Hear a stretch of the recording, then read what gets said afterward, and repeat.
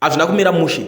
Pane nyaya yandakaona ichitenderera pachinzi maititi vakazvamburwa nemaCIO, but inini manje ndakatanga kuzvibvunza kuti saka kana iye akazvamburwa, why asiri kubuda achizvitaura iye kana papeji pake kuti hama dzangu ndakazvamburwa, like zvakaita vanhu vakawanda vakaita sana Gonyeti vaive akatorohwa akati ndakamwiswa sewage ndakarohwa, achibuda akazvimba vanhu vakawanda vanoziva kuti akarohwa, but the reason yekunzi ari kunzi akaroverwa yacho ndo iri fani. So ndatanga kutsvaga kozi vanhu vakutanga ndipa pressure chimbotudzawo nyaya yekurohwa kwamaititi chichakaitika, right? Muri Zimbabwe inini munoziva kuti nyaya ndinogona kunge ndatongoiona iri zvairi, but I am the nyametician, ndinoweka nyaya kunge mets, handingoye panapa. It's not fair ndo vanongoti munhu akarohwa pasina proof yekurohwa kwake, zvinhu zvinenge zvisina kunaka. But munhu akatanga kubudisa nyaya iyi ndizimai Simba Chikanza ndiyati maititi Felicitas Murata azvamburwa nemaCIO zvinosiririsa nenyaya yekuzviita small house raiti zvino kana akato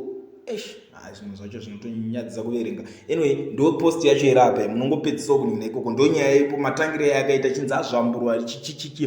But inini ndakada kuzvitarisa saka hazvimeke sense because inini handina kutaura chokwadi chakanaka guys. Hapana pandakaona maititi achizviita small house raidi, hapana pandakazviona achizvitaura. I'm not here kuti ndidefende munhu handiti, but inini ndiriposa nyaya metician kuti ndiweke nyaya kunge mets, but tinodawo nyaya dzinomeka sense at the end of the day. Since imimi vanhu mandipusha kuti secha nyaya uno zvakamera sei, ndobva ndazotanga kufamba mumastreets, ndobva ndaona maititi achari kupindura kuti muchatoita bp muchinzi ndakarohwa ko handina muromo here wokuti ndiuye ndichitaura ndega kuti ndakarohwa. Hapana kurohwa kwandakaita.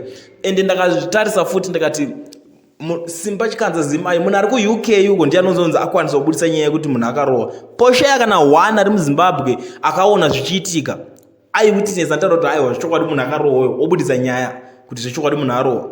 Tungoro tunyaya twemumafacebook tokungoti vanhu vangowawo zvekutaura kana kuti vanhu vangoningirikino, but inini nyaya yekurohwa iyi handina umboonayo guys. Sekubvunza kwamandita kuti nyaya iyi how far, inini handina umboo hwekuti munhu akarohwa. Asi kana ndikazoinzwa ndikaita umboo hwakakwana ndichava ndichikuigirai ndokudza kuti munhu akazvamburwa, but zvaizvezvi ndiri kungoti chimbomirai kunyeberwa nevanhu ava.